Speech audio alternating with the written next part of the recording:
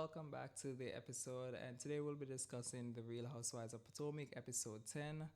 And on a scale of 1 to 10, I'll rate this episode an actually a 7. There wasn't really anything much to this episode. Neither the scene with either Robin and Candice, like it was pretty much the same old with Potomac. We started the episode off with Candice and her mom. They were meeting with I believe, the event planner for the event that Candice is throwing, which is the Mother's Day event. This scene it really just shows that Candice was not inviting Gizelle to the events, and that she invited Robin, which I don't know why at this point she keeps trying to have friendship with Robin, who clearly is not interested in a friendship with her. We then move on to the next scene where we had Wendy, who met up with potential talk show producers. She stated that the first producer that she had in previous episodes, that the person wanted 50% and she was not interested in continuing with her. So she decided that she's going to go ahead and actually find new producers, which we then hired basically. And for me, I am just tired of Wendy every season coming on with a new business each season. Can we have like an actual follow through on these business that she's creating? We don't know, or we didn't hear anything much or happen with the restaurant that she wanted to try with Peter. I'm not hearing anything more about these candles that she was doing. Now we are now moving on to a talk show, so it's like it's kind of getting the same thing over and over each season. We then moved to the next scene where we had Neka, who met up with her sister to go furniture shopping. As we know, Neka is moving into a new house. For this scene, I thought that they should have hired the sister to be the housewife instead of Neka. But at the same time, I think this scene should have been Neka's first scene introducing her to the show, because she coming in speaking about shrines and Wendy and everything just seemed a bit much. I think this would have been a better introduction scene for her, so we could have a little background towards her. Because at this point, seeing this scene, it's like we the audience, we no longer care. So I don't know what was the point of this scene 10 episodes in. We then moved on where we had Karen and Gizelle. They met up with their daughters as they discussed, as you know, Grace is going off to college and she wanted to discuss the idea of her going to school and having Raven giving her advice on the process of going to college. And so, yeah, that scene was also okay. I don't see the reason why it was even included. We then moved to the next scene where we had Robin and Juan. They met up with their sons as they decided to carry them to go stretch. She also, in the same scene, received the invite from Candice through text message inviting her to the mother's event. And one says it's a good idea, but of course, Robin doesn't think it is. And of course, we later on found out that she decided not to go for whatever reason. She then states that she doesn't understand why Candice is confused on how they left things. She doesn't need an apology and she doesn't need anything from her.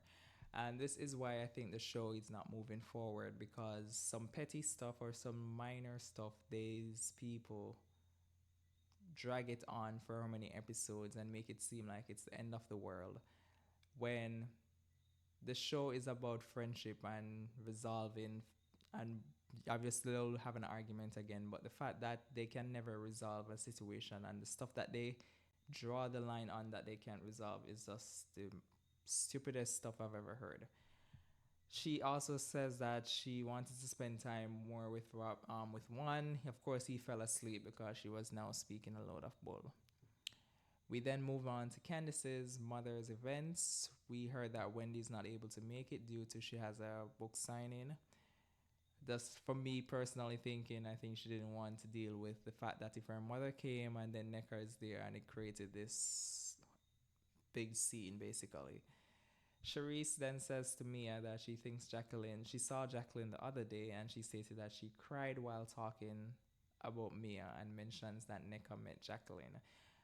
First of all, I don't know why Charisse and Necker are even hanging out, but I wouldn't put it past Necker. She's finding every foot in this group basically. Neka then states that that Jacqueline shared stuff about me for like 2 hours, and this is where I'm just like, Neka, like you're trying too much. Like each time you come in, you find some thing to act like you have been here from the first day, and it's just always overdone. Like you never can just go with the flow and actually understand the scene, but you just always have to add stuff to it. Like you think you're just adding stuff that you think the audience wants to hear, and at this point, it just seems very it just seems very overdone at this point. We then have Neka again asking if Wendy is coming, of course, because you don't have a storyline without Wendy. So you need to find out if Wendy will be there so you know if you will get a little camera time. And then, of course, in the same scene, Candice stated that Robin declined the invite and also stated that she prefers meeting with Candice outside of the group to discuss. And finally, 10 episodes in, we're having a one on one scene with someone instead of everything always have to be in a group setting. We then have the following scene where Robin and Candice then met up. Candice stated in the beginning of the scene says that the purpose of the meeting is for her to listen to Robin. Robin then states that anyone would feel a way about what Candice did to her on social media, and that point is valid. As a friend, I'm understanding where Robin may be coming from with that. Candice then says it is unfair to have this issue with her and not let her know, and that's another valid point. You cannot have a friend and there is an issue and you feel like you draw the line and it's all bets are off, you're ending the friendship, but you have not let the person know what is affecting you. Yes, it may be evidence or common knowledge, but still, as a grown adult, you should still share what may be the issue. Can it be resolved instead of you taking the initiative to say, okay, it has ended right here. There's no coming back from it. Robin then says there's a thin line about how much they should share about their partners and not share. And this is what I don't see why Robin is not getting.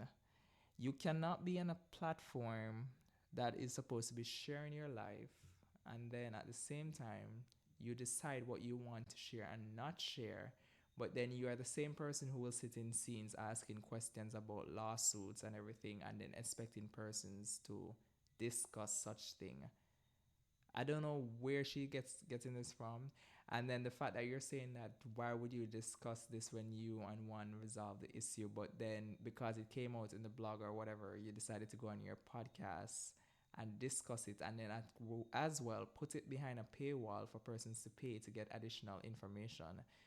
Why didn't you do this on the show? And I'm pretty sure the show is paying you more than what your podcast is paying you. So the idea, the thought process of why would you rebring or why would you bring back up something that you have resolved with your partner just does not make any sense. Like, find a better reason, because the reason behind it does not make any sense to me. Candice then says it was very uncharacteristic for Robin to go against her friend in defense for her. Because as we know, last season, when Gizelle decided to go on this tour of what Chris did to her, she basically, Robin was in defense of Candice, of course, in the bigger parts of the season. But then it does look like, and I believe as well, allegedly, that that was maybe the plan going into that season, where they will bring up Chris, and in order for it to not look like a plot, because that's something that the fans, we have been calling out each season, that it's always some behind the scenes plot they come up with before filming a new season. It looks like this season, in order for it to be believable or look like it's not a plot, let's have Robin side with Candice instead of just always siding with Gizelle, to make it seem like it was something that was not pre-planned or anything like that.